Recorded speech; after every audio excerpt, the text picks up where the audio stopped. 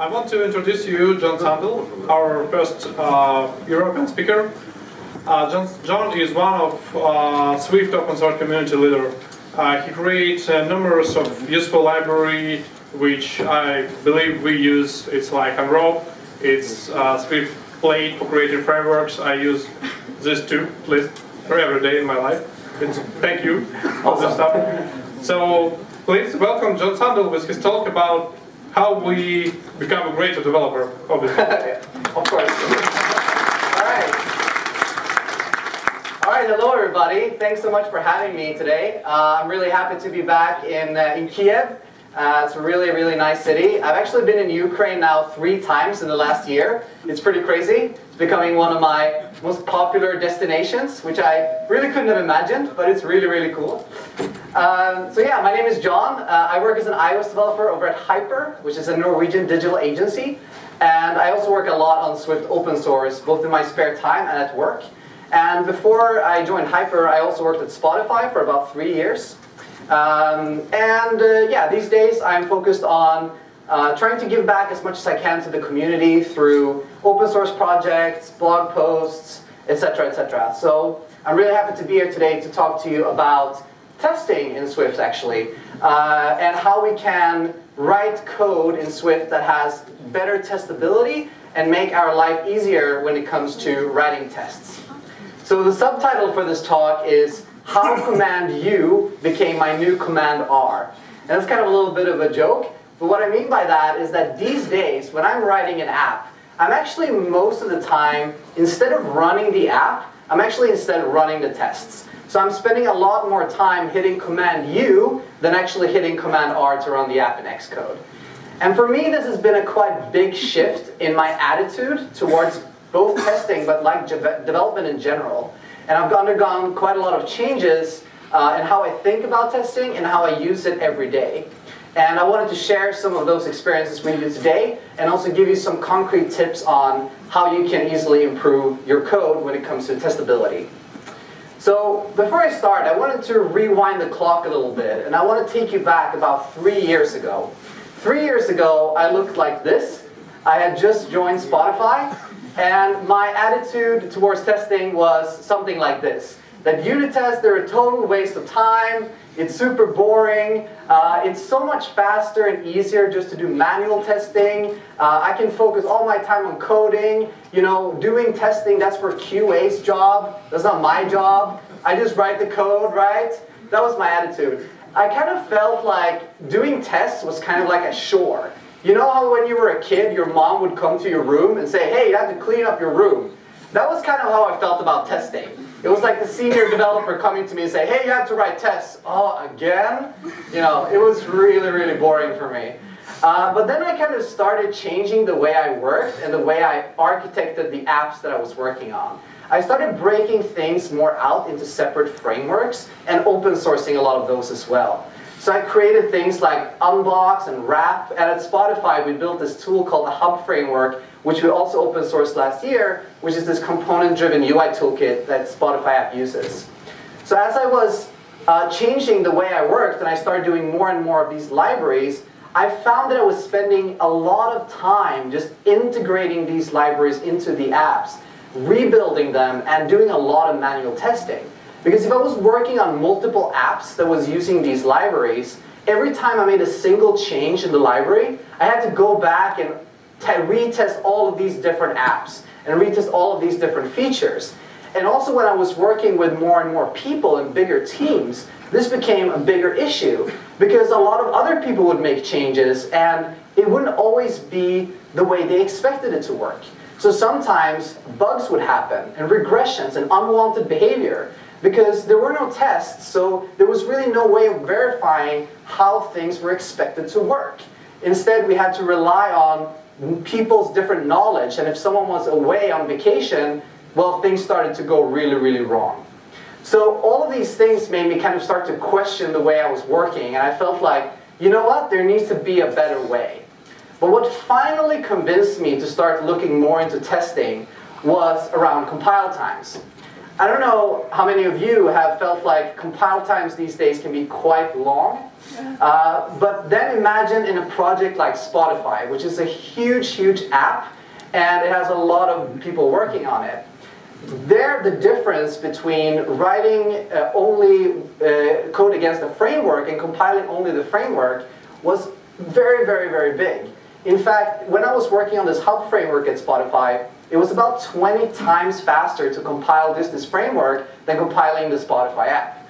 So for me, like, this became a big convincer that, you know, I need to change the way I work. I want to take advantage of this 20 times speed increase. So I started looking into this mysterious thing called unit testing and integration testing and all these buzzwords. So I started looking into more automating my tests. And I found also that by doing this, actually I could spend more of my time focused on coding. Because I stopped looking at tests as this chore or this ugly, hacky code that I just have to write. And I started looking at it just like my production code. I created nice abstractions. I architected it in a nice way. So my test code became as enjoyable to write as my application code. I also found that by doing more and more tests, I could actually provide more of a documentation about my intent. A lot of times, code in of itself isn't super easy to understand because it can be quite complex and it can do a lot of different things. So sure, you can write documentation and comments everywhere, but tests provide a really nice way of showing exactly how something is expected to work. If you have a very complex method, if you just add some tests to it, someone can easily take a look at that and see, okay, this is the way this thing is supposed to work. So after all of these things happen, and during the last couple of 3-4 years that have now gone by until today, so now with my new avatar, I have a little bit better attitude. Right now, I feel like tests let me move a lot faster. I don't have to constantly run the app all the time.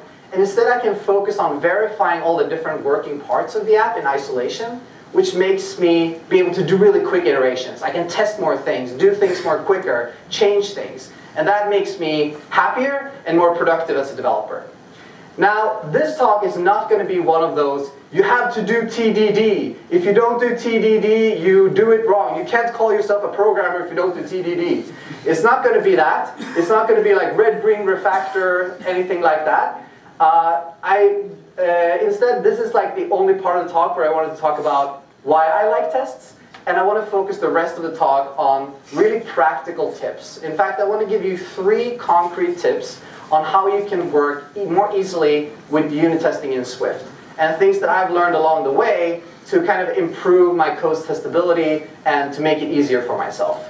So hopefully, all of you will at least learn one new thing today. That's my goal. All right, so let's kick it off. And let's start with tip number 1. And tip number 1 is to design your code for testability. What does that mean?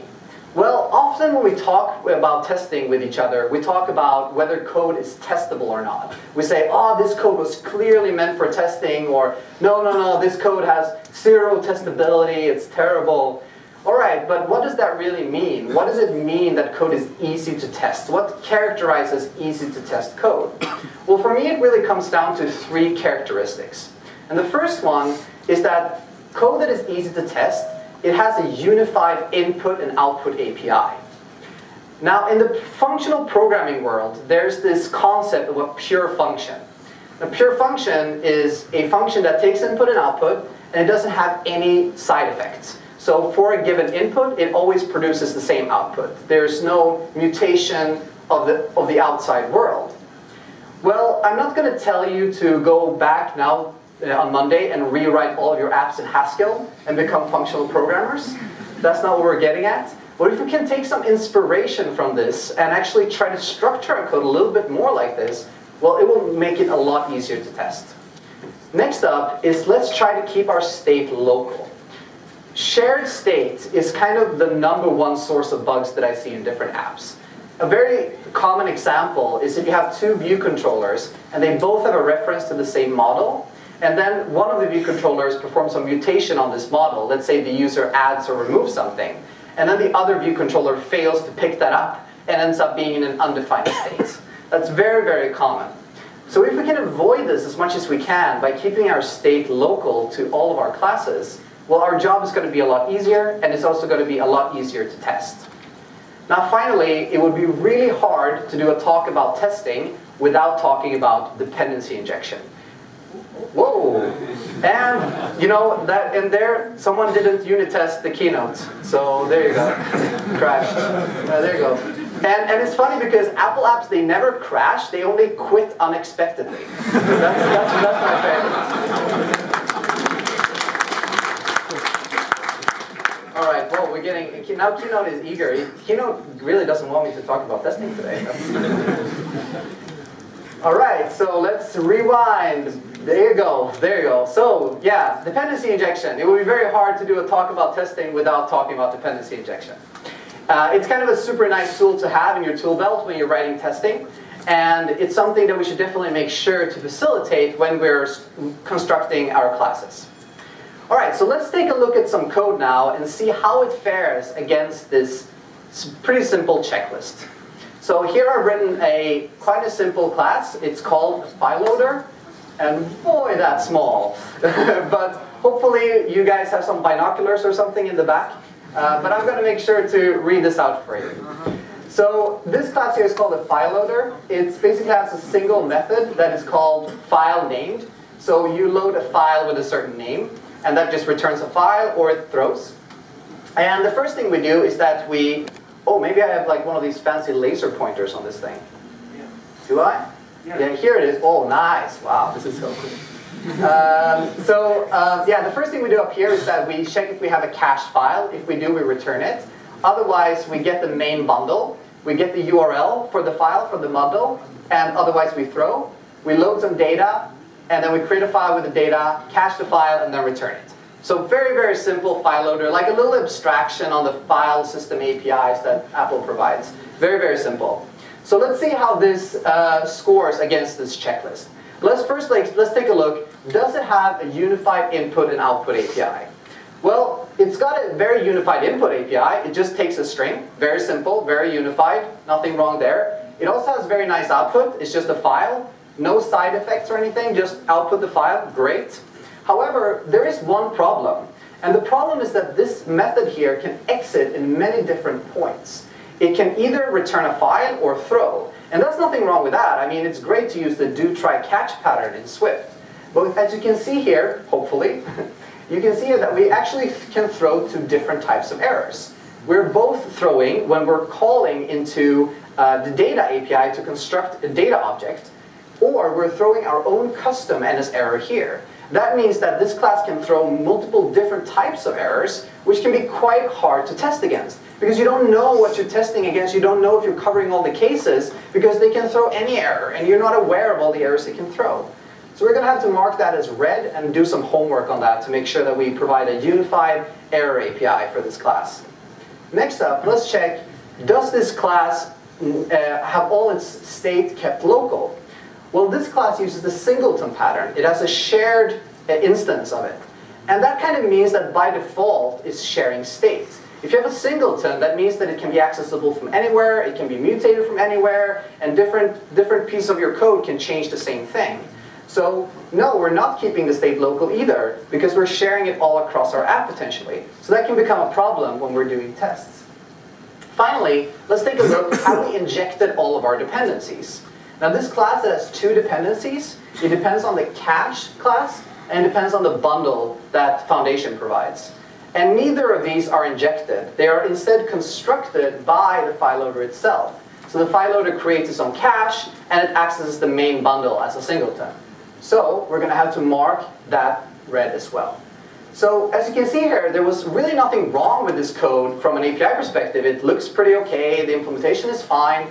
But we can see that we have some problem here when it comes to testability. We can make some improvements. But the good news is that it's quite easy to just make some subtle tweaks to your code to go from 0 testability to 100% testability. So let's do that now. Let's start with these errors. All these different errors. How can we make it more unified? Well, what we're going to do is we're going to start by introducing a dedicated error type for this class. So we're going to have a dedicated error type which is used for all the errors that we have here in our class. So instead of throwing these NS errors and throwing all these things manually, which can be of any type, we're instead going to use these, this enum here, this dedicated error type, to throw typed errors that we can expect what they are. So we're no longer using NS error directly, we're no longer calling into data directly, instead we're wrapping that in a do, try, catch, and we're always producing a file loader error.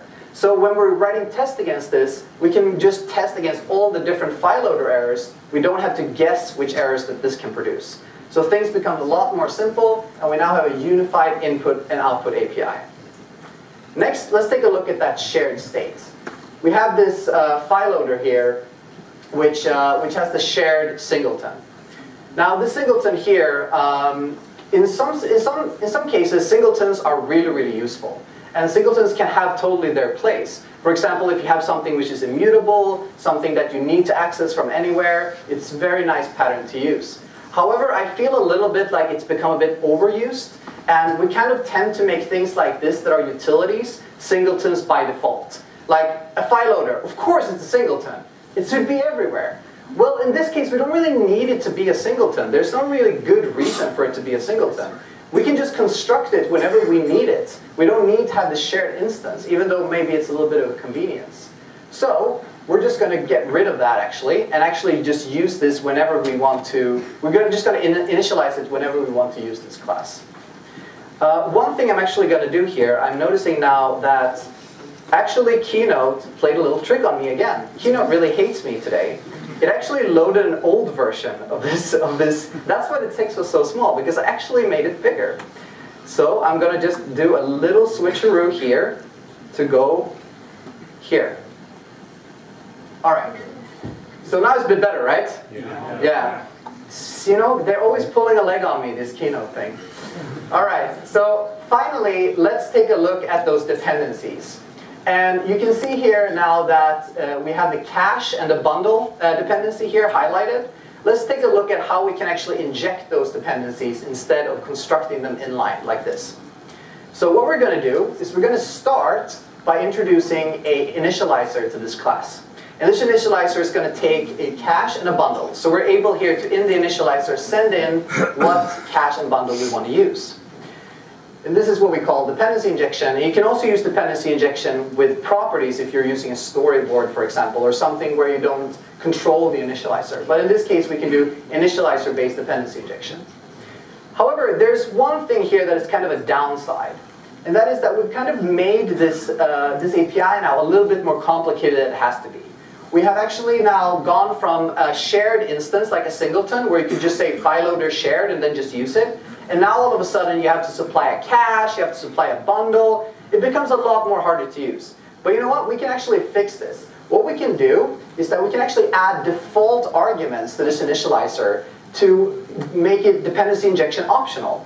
So in this case, I've added a default value for the cache, which is just init. So it creates a new cache per default, and accessing the main bundle per default. So it's basically what we had before, only now it is also enabling dependency injection.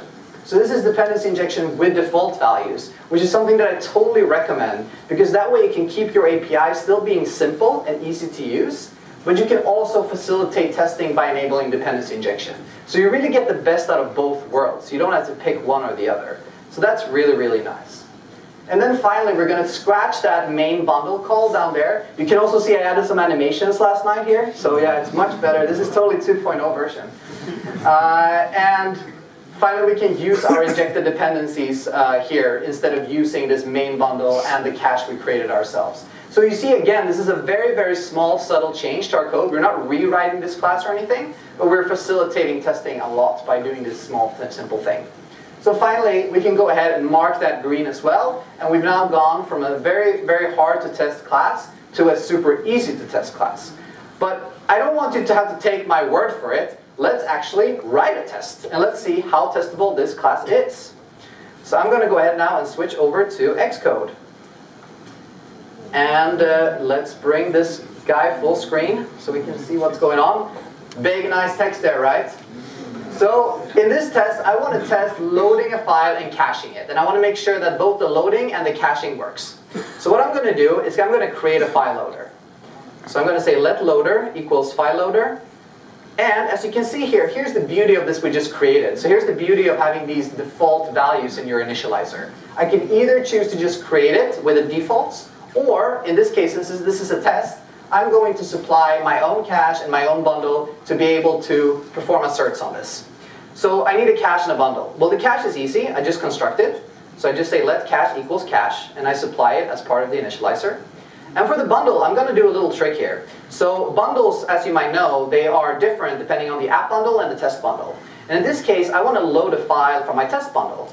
So what I'm going to do is I'm going to say bundle for, and actually explicitly, instead of saying bundle main, I'm going to actually explicitly say that I want the bundle for this class. So the bundle for type of self. That will give me, in this case, since this is a test, it will give me the test bundle.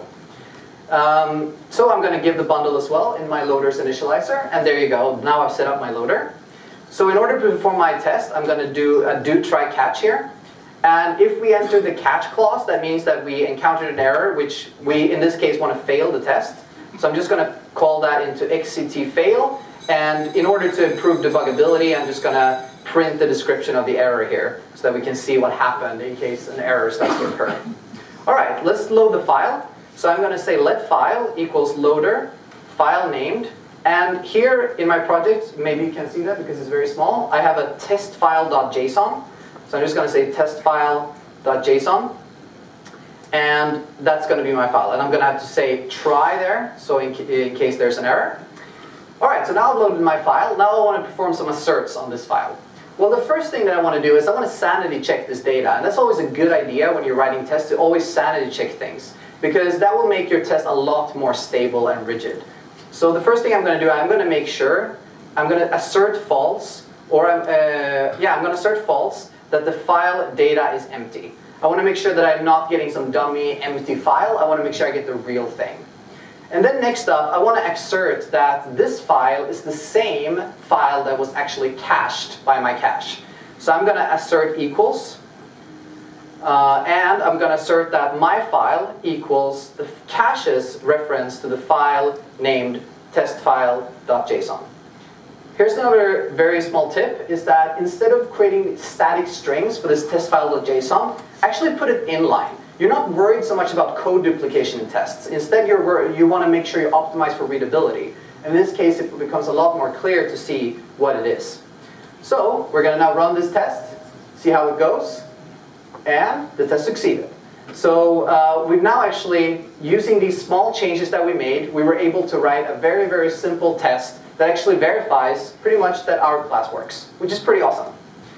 All right, so let's jump back to Keynote. I'm just going to close this other one so we don't accidentally get the bad version. All right, so tip number 2 is that use access control to create clear API boundaries. What do I mean by that? Well, we have a lot of powers at our disposal in Swift when it comes to access control. And we have a lot of great fine-grained controls we can use. And we can actually use those to not only improve our API, but also improve our testability. So let's take a look at that.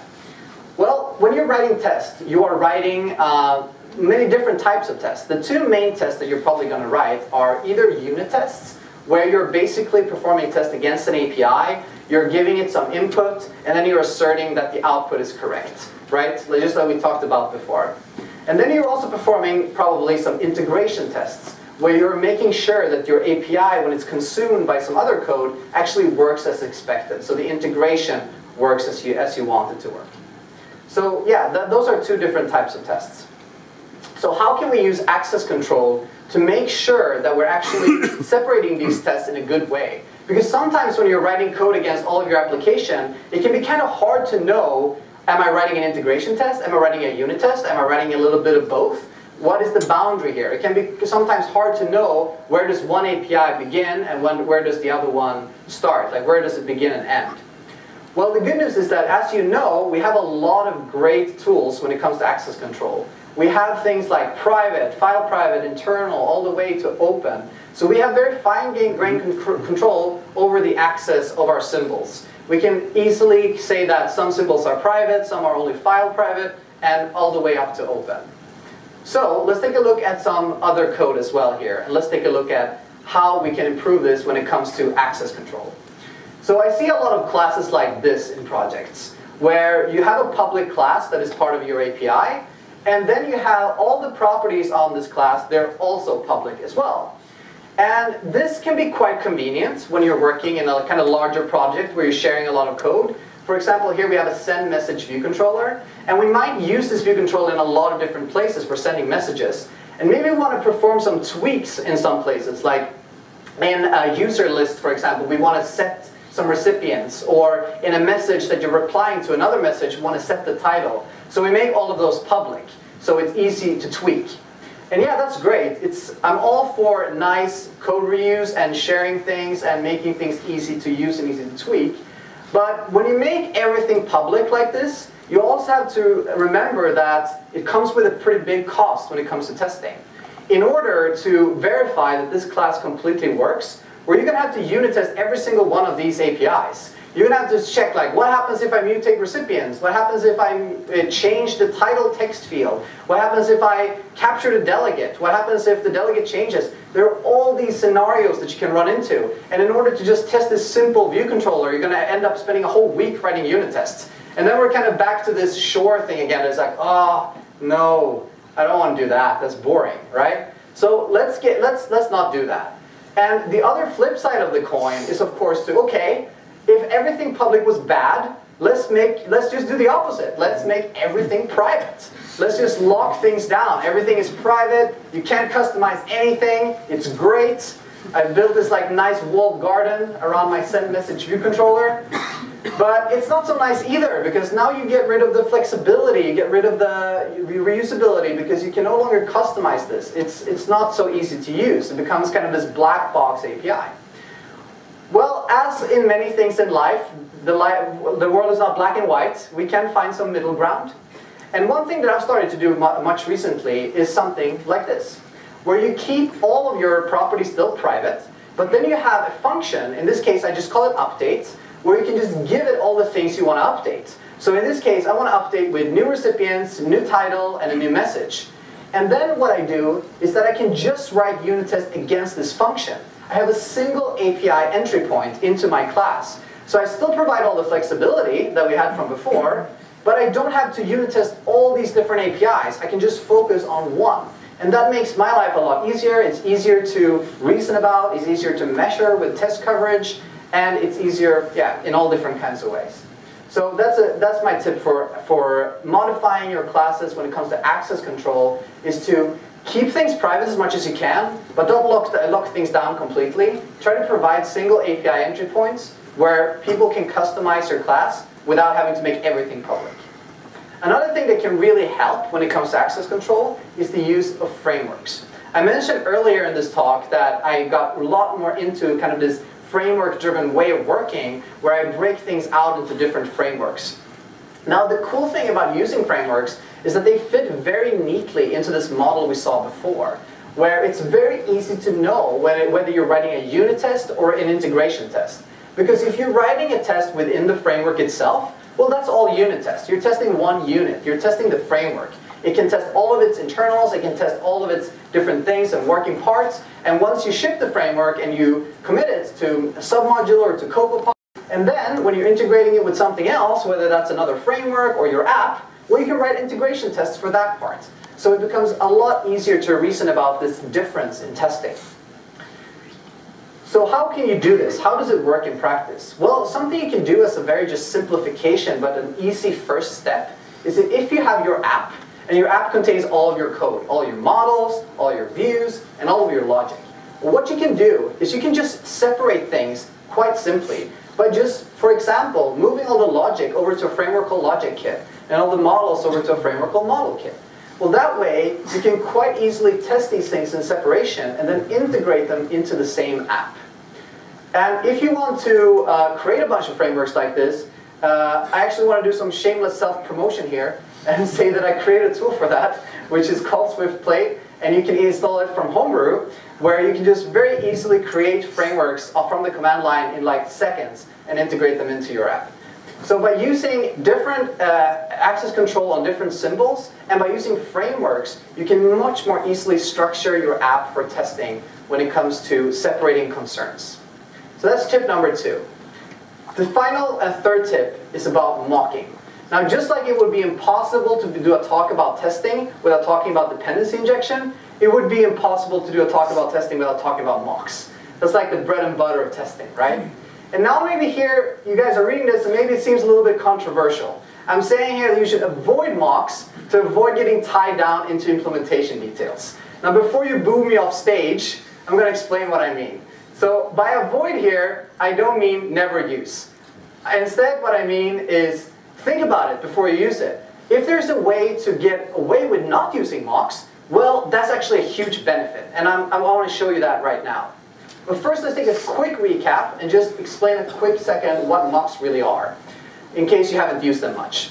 So mocks, what they really are, they're fake objects that you can use in your test to be able to assert that certain things happen as expected. So for example, you can capture input from a certain API and then assert that that input is what you expected. And we're going to take a look at some examples right here. So why are we using so many mocks? Why are we doing like mock-driven testing and everything is mocked? I've even seen tests where NSString has been mocked. It's been really, really crazy. Well, I think it all comes down to, well, most of us, we started in Objective-C, and we were using Objective-C. And Objective-C, it was so easy to create mocks. You could use things like OC Mockito, which was a great mocking framework, or it still is. Objective-C is not dead, but I've personally moved on. Where you could, super simple like here, you can just call mock on any class and just get a mock back. And then you just use it. You don't have to write any class, you don't have to do anything. You just call mock and you're done. Very, very simple to use. Well, in Swift, mocking is not so easy. Instead, what we have to do here is we have to write our mocks ourselves, because there is no dynamic runtime, there is no macros or hacks like that. Well, you can call them hacks, you can call them tools, whatever you want. But in this case, Swift is a much more static language. It's much more focusing on safety. So in that case, it's kind of incompatible with this idea of creating classes on the fly. So mocking becomes a lot harder, and we have to rely on these kind of partial mocks where we're subclassing and modifying behavior, which can be a bit unstable sometimes. Well, like we saw before, there's also the opportunity to do a lot of testing without using mocks. For example, here you might see that we are mocking the bundle here, the NS bundle. We're creating a mock of that. Well, we just had a test before where we were using bundle, but we didn't mock it. We actually just called bundle for type.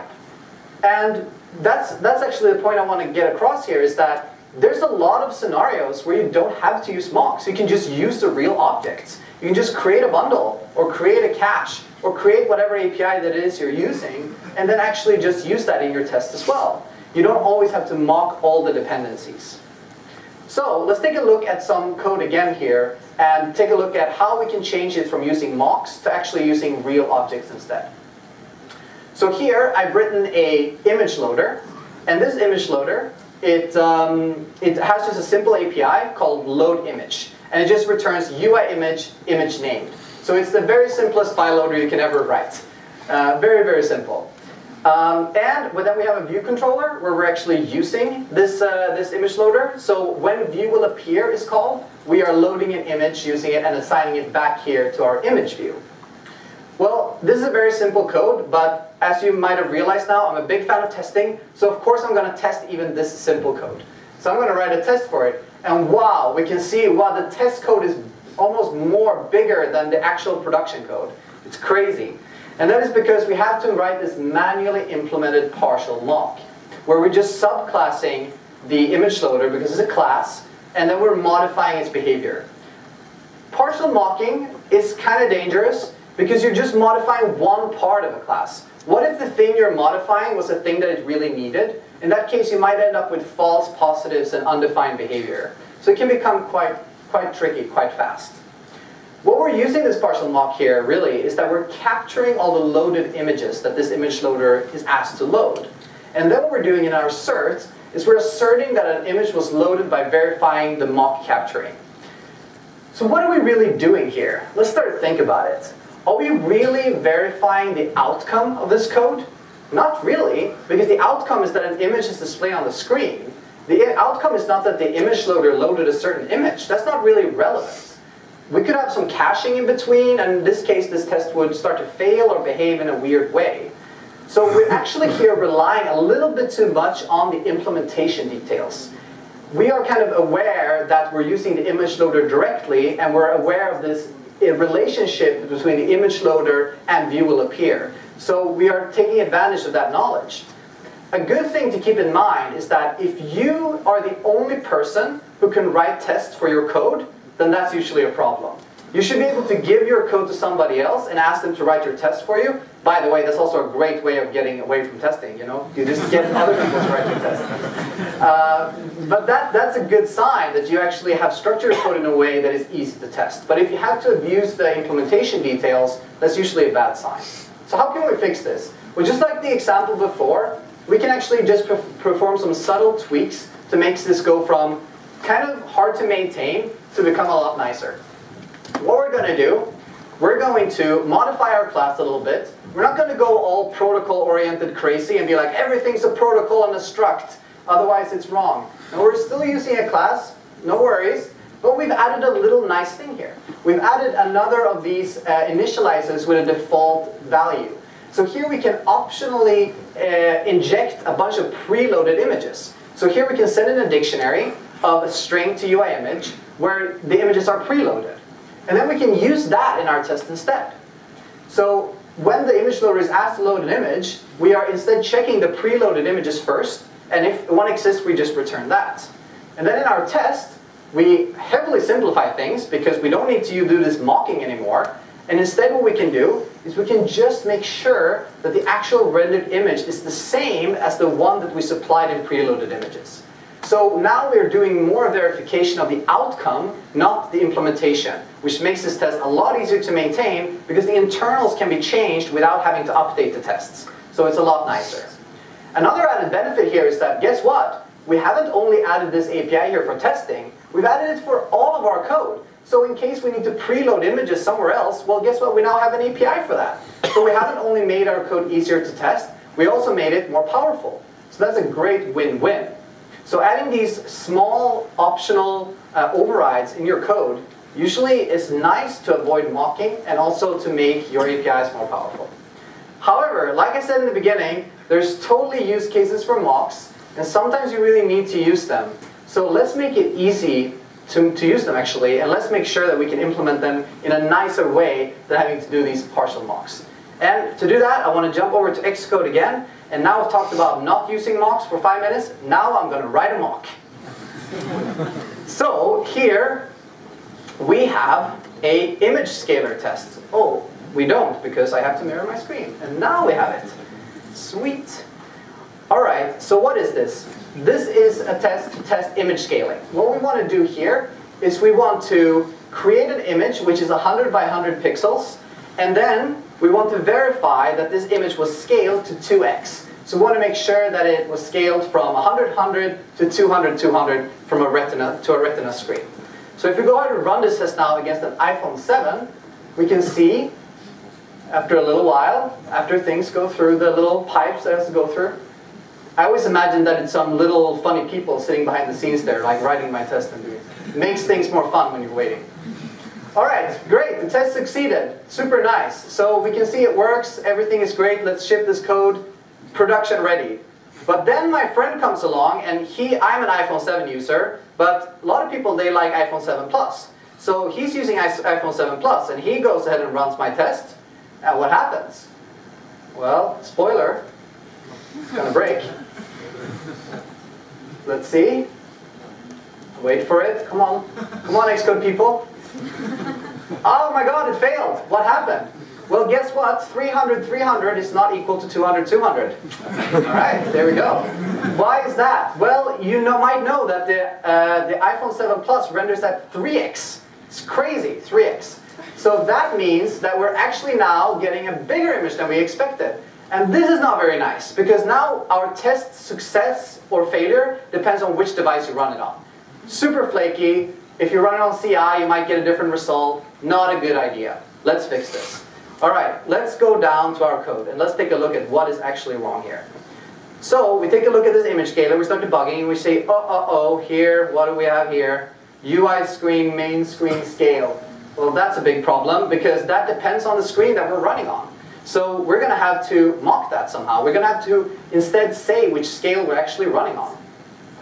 All right, so what can we do? Can we mock UI screen, like subclass it? I don't know, that feels kind of weird because, you know, a screen is kind of created by the system. We're not really creating screens. That would be cool if we could do that. Like, oh, add a second screen to my iPhone. But we can't do that. So instead what we're going to do, we're going to actually make this API a little bit more protocol-oriented to make it easier to mock. So what I'm going to do is I'm going to create a public protocol here, which is just called screen. And I'm going to here abstract the API that I'm interested in from UI screen class onto my protocol. So here I'm going to say var scale, and that's a CG float, and I want that to be gettable. So here I'm saying that something that is a screen has a scale, and I can get that from the screen. And then what I'm doing is through an extension, I'm just adding a conformance on UI screen to screen. I don't have to write any code, I can just declare that because UI screen already implements scale. Now what's cool here now is now we can actually enable dependency injection of a object that conforms to screen.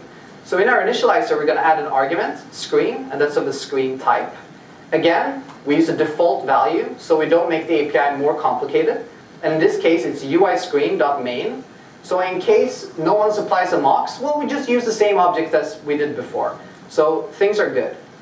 Alright, and we need to save a reference to this guy.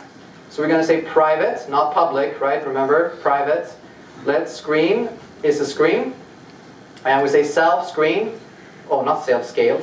Self screen, yes. Screen is mistyped. Oh, yeah, it is. Can't even type today. Alright, so that's good. And now we save a reference to it, right? And then instead of using UI screen main here, we're just going to call our screen, our own private screen. And then we get the scale from that instead. So you can see we've turned something which is a system-provided singleton, and we've actually enabled both dependency injection and mocking for this just by extracting it into a protocol, which makes things a lot easier. So let's go back to our tests, image scalar tests. And now let's see if we can fix this.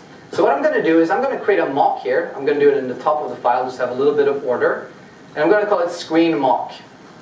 And that's going to implement screen. I'm just going to build so that we get some nice autocomplete. And we can see it doesn't conform to it yet. And that's because we need to implement scale, CG float. And here in this case we just return 3. My biggest tip when it comes to mocks is that keep them simple. Don't create like a whole screen class which has, you know, options you can put in and different logic inside of it. Just make it dead simple. That way it's so much easier to maintain. What we can do now, when in our image scalar, is we can supply a screen, and we're just going to create an instance of our screen mock, run the test again, and now, sorry, I shouldn't use 3, obviously, I should use 2. That was the problem, that we're using 3. So now we're going to fix it. And we build succeed, and our test now succeeds. And it now succeeds not only on an iPhone 7, it succeeds on an iPhone 7 Plus. So we can actually get this code to behave very, very predictably in any environment, which is really what we want from testing. We don't want flakiness. All right, so let's jump back to the slides. All right, so that was actually my third and final tip for today. So now I just want to quickly summarize the 3 things that we went through today. So the first thing was to design your code for testability. To make sure to use techniques like dependency injection, a unified input and output API, to make sure that it's easy to test and easier to reason about when it comes to testing. Number 2 is to use access control and to use all of these different attributes that you have at your disposal to create really nice, clear API boundaries where you can easily perform tests against them. And the third and final one was to avoid mocks as much as you can, because usually it leads to a slippery slope down to relying too much on implementation details. But if you do need to use mocks, make them really simple. Don't put a lot of logic inside of your mocks, because if you do, you end up testing more your mocks than testing your actual code.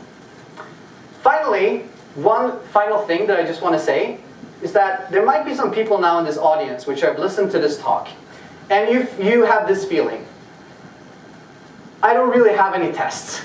Oh my god, I haven't written tests. Does that mean that I'm bad? No, it doesn't. No tests, no problem.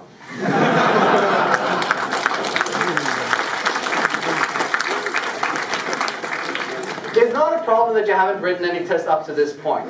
The only thing you need to do is you need to start somewhere. Just start with testing somewhere. You don't have to rewrite your app. You don't have to go and make everything protocol-oriented tomorrow and mock-friendly tomorrow. You can just start somewhere. When you're writing a new class, write some tests for that class. When you're writing some new model code or an algorithm, that's a perfect case for unit testing.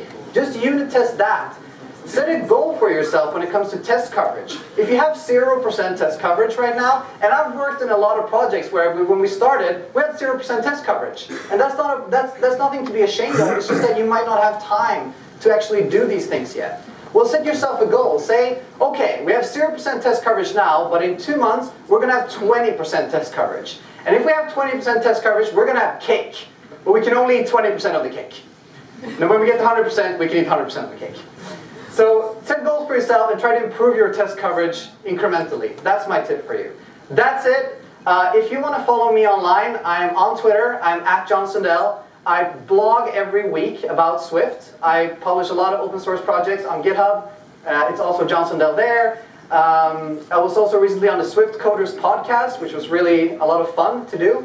And I'm trying to do more and more of these things, like reaching out to the community and doing things like this, because I have learned so much from the community. Basically, without the community, I wouldn't be an iOS developer today. So I'm really happy to give back as much as I can.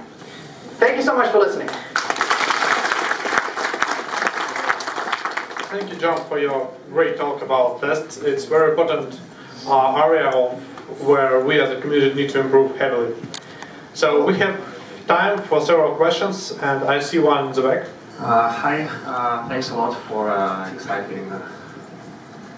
your exciting material, but I have some questions which might be not as technical, but more related to general, maybe, unit testing culture. Sure, absolutely. Call it. Do you have some advice, maybe a bullet list of points to make on how to sell efforts for unit testing to some non-tech-savvy stakeholders? Right. So the way I would do that is that I would just look at things from a data perspective. It's always easier to make a point or make an argument when you have data to back it up. For example, one thing that we were looking at a lot in different projects that I've been working on is how much time do we spend on QA? How much time do we spend on bug fixing, on crashing, looking things up, etc.? And can we actually prevent some of that time, spend some of that time instead on instead of fixing things after the fact, can we spend some more time on preventing those things from happening in the first place? So actually taking some of that QA time and spending it instead of writing unit tests, which not only prevents some bugs, not all bugs, even if you have 100% test coverage, you're still going to have bugs, I promise. But it prevents a lot of them, especially in things like algorithms and state changes and things like that, which are easy to test, and it's easy to test and it prevents a lot of bugs. So that would be my suggestion, is to try to get that data, like how much time are we spending on QA, how much of these bugs are happening, and then try to do tests more for a month and see if it goes down. And if it goes down, well, guess what? You just made your point, right? And not only have you prevented some bugs, you've also increased the quality of your code, and it's going to be easier to maintain long term. So it's a win-win, right? But the biggest thing I think is that to get everyone on board is to just talk about it all the time. Right? Just like bring it up and talk about it and talk about the benefits and just try to experiment, you know? Don't try to, like I said in the beginning, I think, don't get too like religious about it. Don't be like, everyone should do TDD. If I catch someone on this team not doing TDD, I'm going to be really angry. You know? Don't do that. Like instead, like have a more chill out approach to testing and be like, let's just do a little bit, let's see how it goes, you know, much better. So John, thank you for your speech. Yeah. But now I have just a little one question. It's just like similar to the first question. So 2 years ago, or I don't know, a few years ago, you said that unit testing, that's just a waste of time. Yeah. But now you're thinking that it's a really cool feature.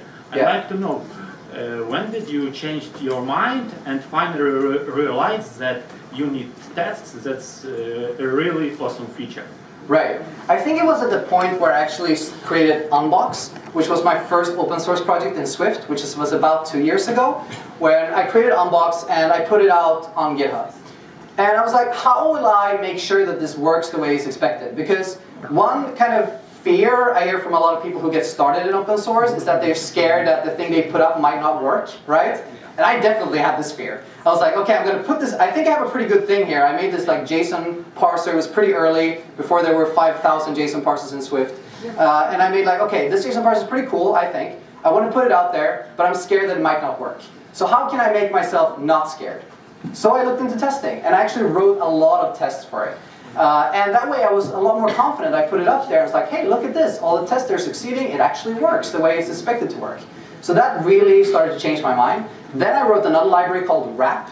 And wrap is also for JSON, but it's for JSON encoding. So you're taking any model and you're turning it into JSON. And with this I was using reflection. And with reflection I was always very scared because it feels like this magic thing. Like I give this thing to wrap and just JSON comes out. Oh my god, is it magic? And that way I was like, okay, I'm going to write so many tests for this, for every single case I can come up with, just to make sure that this works. Just again to get rid of my own fear for both for open source, for reflection. So for wrap actually, it has about 500 lines of code, and I think about 2,000 lines of tests. So that really, and after that I was like, I was kind of sold on this idea, and I started doing it more and more in my day-to-day. Thank you. Yeah, you're welcome. Well, I'm getting an applause for every answer? Wow, that's great. Yeah? Well, you actually answered my question. Is about how do you mock network? Oh, how I mock the network? When you said about ROP, I understood that word, but I still have a question. How do you mock your database? That's a really good question. Core data. Core data, yeah. Or even, or what do you use? Either. Yeah, so with core data, let's just take that as a nice example. You kind of have the same problem as we had here in the last example with the UI screen, right? Where the API is not really helping you when it comes to testing or mocking. So this is a case where I would definitely use mocking for most of the time because I don't want to hit the real core database, which might be in a different state than I'm expecting. It becomes really hard to like clear it out, to make sure that the tests are stable. So in this case, I want to make it simple, so I want to make sure I use mocking here, right? But how can I mock like the core data context, right? It's very hard. I can't subclass it. It becomes weird. So I would use this technique that I just showed in the end here. I would actually create a protocol for it. I would make the core data context conform to that protocol just automatically, and then use that protocol in my mock. So now I see your friend here just told me about this yesterday, and I was right. That's one technique. Again, like there are different ones. Another one could be that you set up a certain container for the test that you are reading and writing to. For example, I wrote this library a few weeks ago called Files, which is a wrap around the file system. It makes it easy to create and move files and folders around. I was thinking about using mocks for this for the longest time. It's like I'm going to mock the file system, just perform tests against that. But then am I really testing the library? I'm not really, right? Because what if this mock works, but the real file system doesn't work? So what I did there is that actually for every test, I start with creating a folder on the disk. I perform all my tests in that folder, and at the end of the test, I delete it, right? So that way, I'm always starting from a clean slate. So sometimes it's nice to use mocks if you want to verify your model logic with core data, but you might also want to create like a dedicated database for your test that you then tear down at the end. And what about idea when you have actually a database? For example, as scalar, yeah? File. You have file, actually. And you copy that file and use it in your test. Yeah. As well. Yeah, sure, you can do that. And then at the end of the test or in the beginning, you delete that file to make sure you always start from a clean slate. But it will work. Yeah, sure. Hey, thank you for your talk, and it's great that you mentioned that we should avoid mocks if we can. Yeah. But do you actually use or do you know any tools that simplify doing this? Because it becomes really like monkey job to do every time, like mocking for classes, for example. Yeah. So not as far as I'm aware, and I'm with the current state of Swift and kind of the way it's going, I'm unsure whether there ever will be something like OC Mockito, for example, equivalent in Swift, where you can just say mock any class and it just creates this nice mock objects for you. Maybe it would be possible by writing like to this unsafe, like there are all these unsafe APIs in Swift where you can just like basically write directly to memory. But I'm unsure if you want to rely on that in your tests because it might, change depending on the Swift version, etc. So my suggestion would be not to try to find these tools. Instead, to again avoid mocking whenever you can. I think I've hammered that home. But when you need to use mocks again, like make it easy to do so.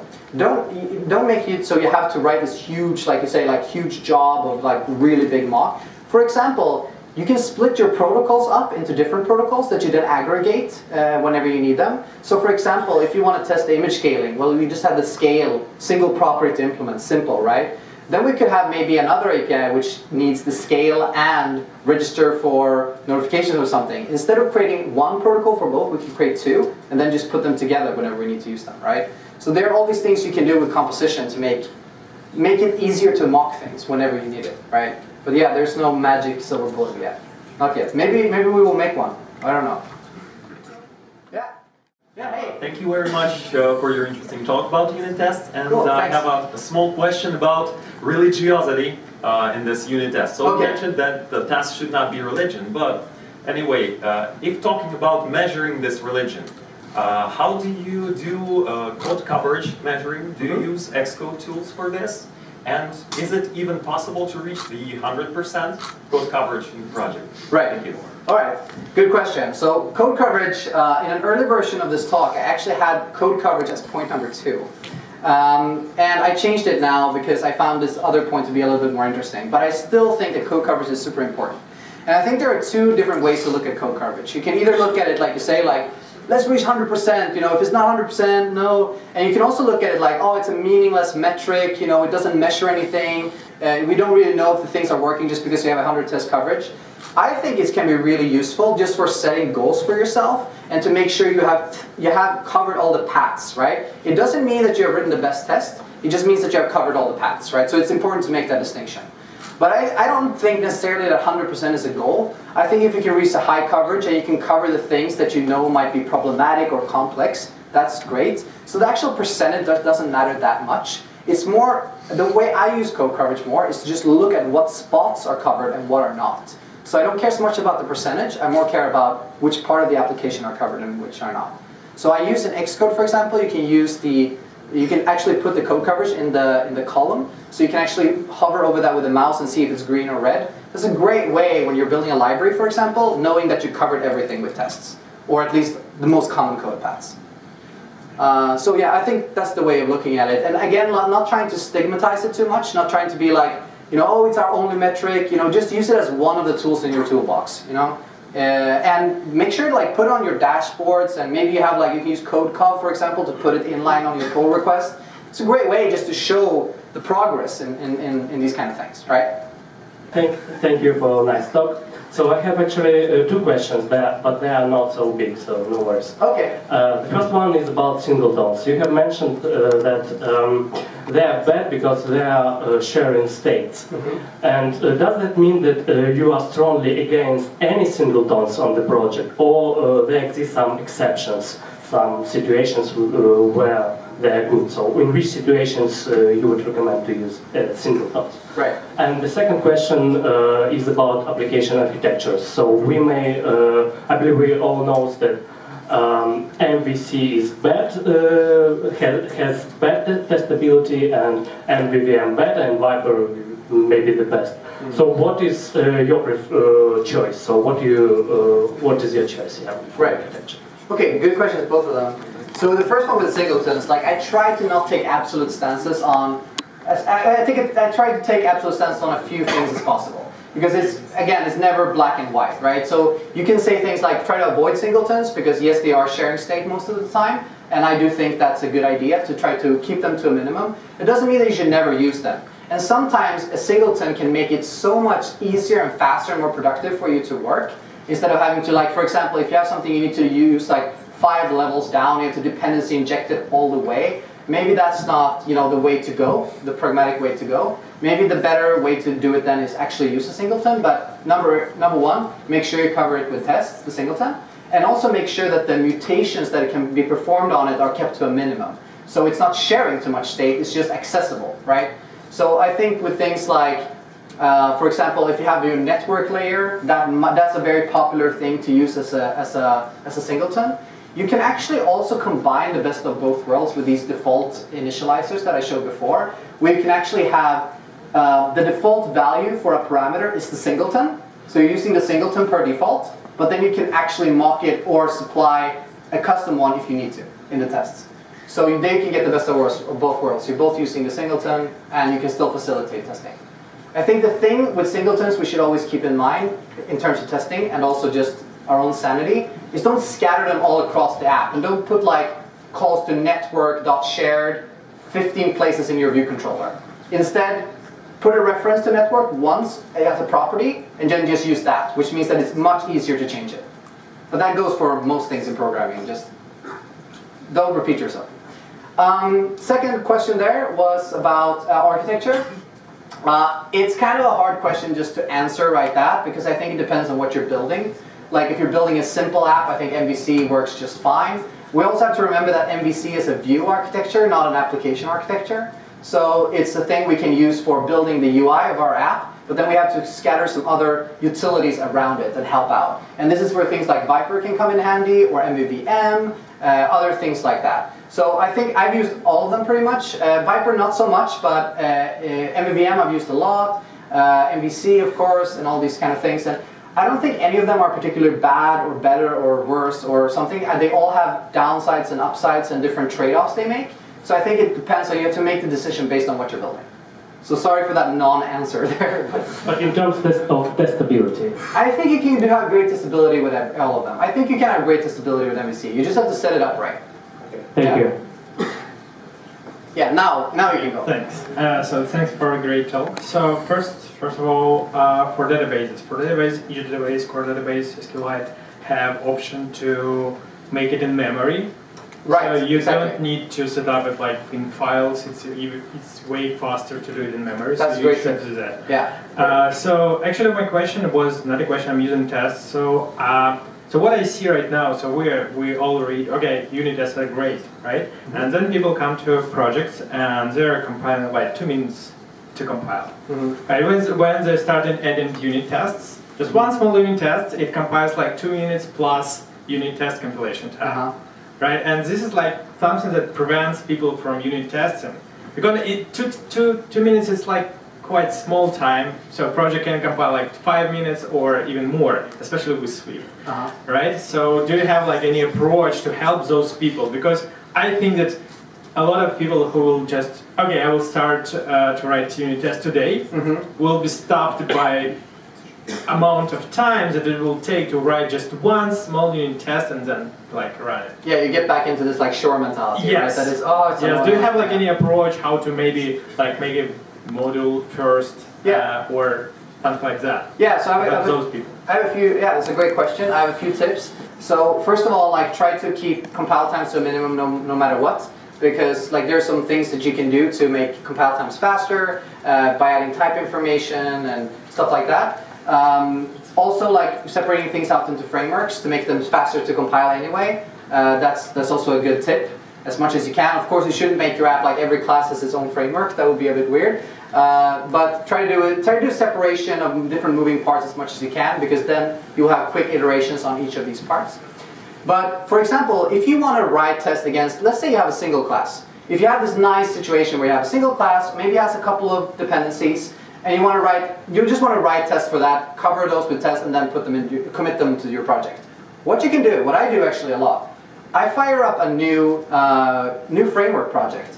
I use SwiftPlate for that, of course. So I call SwiftPlate, I create a new framework, I drop those classes into a framework that is separate from the app, I write all my tests against that framework, and then I take those files and I put them back in the project. So that's actually something that you can do. If you just want to spend like 2 hours just writing some tests, have really quick turnaround times, just pull them out, put them in a framework, write all the tests against the framework, put them back in. Without actually adding the framework, just put the classes back in. That's a technique, a little trick that I use a lot. Actually, I saw also some blog posts that someone was using playgrounds for tests, which is actually pretty cool. I want to look into that, like if you can use playgrounds for tests, that would be actually pretty amazing. But for now, I use the framework approach. Yeah. Okay, thank you everyone for questions. Thank you, John, for answers. And we need to select the best question to present some gift from us. Yeah. From all these 10 or some 10 plus questions you have. Oh, should I pick a... You need to pick the best. Oh, that's very hard. Here is a quick reminder. Oh, that's so nice. Thank you. Alright, what should I use? You know what? I'm actually going to go with the question about how to change people's minds to understand testing is awesome. Yeah, I think that was a pretty good question. Yeah. Cool. Should that was the question? Okay. Yeah, because I think that's a big hurdle to overcome. Thank you again for your amazing talk. Ah, thank you. Thank you so much for having me.